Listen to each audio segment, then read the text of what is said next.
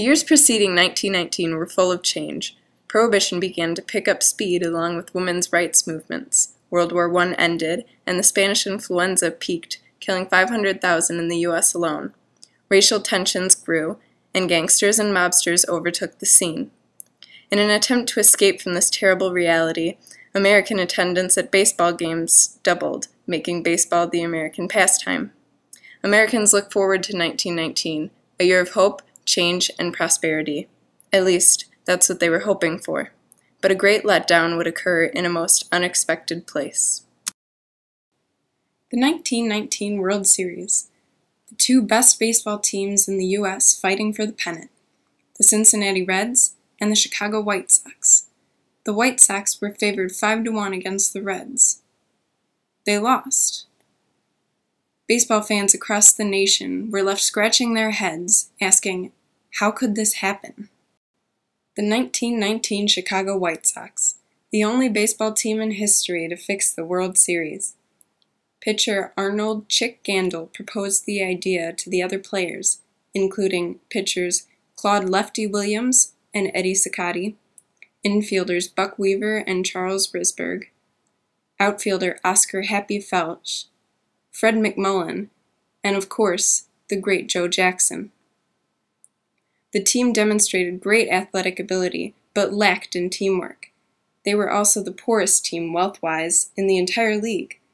The team's club owner, Mr. Comiskey, paid them terribly and refused to wash their uniforms, which, despite popular belief, is how they received the nickname the Black Sox.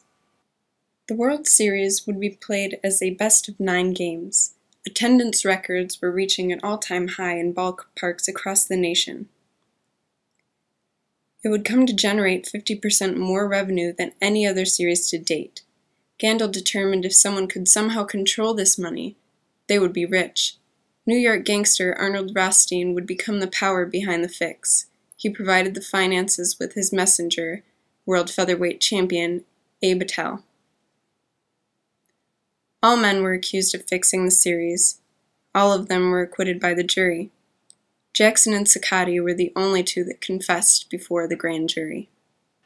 After the scandal, the structure of baseball was completely changed. New rules required baseballs be changed often, keeping them clean and easy to see. They also created a higher round ball so that they wouldn't warp during play. In addition to that, they also replaced the 3-man commission with 1 man, a federal judge Kenshaw Mountain Landis, supplying him with dictatorial powers. In an attempt to restore the public's faith in the game, Landis banned all 8 players from baseball for life. But that didn't stop Joe Jackson from playing the game he loved. The fate of Jackson is still disputed. He remains on the ineligible list, but holds one of the nation's highest batting averages. He cannot be admitted to the Hall of Fame until removed from this list.